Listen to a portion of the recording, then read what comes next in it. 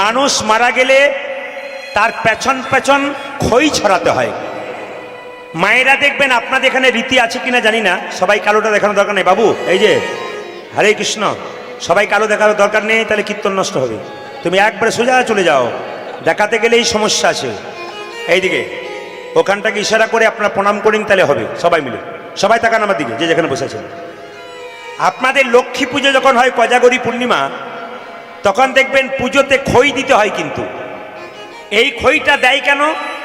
যদি লক্ষ্মী দেবীকে খই দেন, স্বয়ং দেবদূত সেখানে নেমে আসে, দেবতাদের দূত নেমে আসে। এখন যদি কেউ মারা যায়, মৃত্যুর পরে যদি খই ছড়ানো হয়, তাহলে আমাদের এইটাই বিশ্বাস যে যিনি মৃত্যুবরণ করলেন তার পেছন পেছন দেবদূতরাও চলতে লাগলো, তার জায়গা স্বর্গে হবে বলে যুক্তি আছে। আর একটা খই দেখবেন মায়েরা, খই তো দেখেছেন আপনারা, খেয়েওছেন।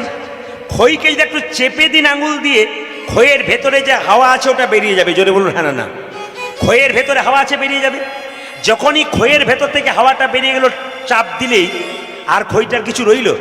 ওই খইটা আস্তে আস্তে গলে গলে গলে গলে গলে গলে ও নষ্ট হয়ে যাবে। এই দেহটাকে খইয়ের সঙ্গে তুলনা করছে।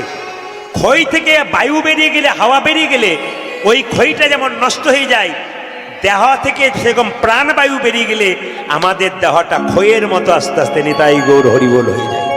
আপনারা নিশ্চয়ই বুঝতে পেরেছেন, হ্যাঁ না না বলবেন। খই থেকে যেমন বায়ুটা বেরিয়ে গেলে, বাতাসটা বেরিয়ে গেলে খইটা নষ্ট হয়ে যায়, আমাদের দেহ থেকে প্রাণবায়ুটা বেরিয়ে গেলে ওই খইটার মতনই অবস্থা হয়, আমাদের দেহেরও আর ঠিক থাকে না।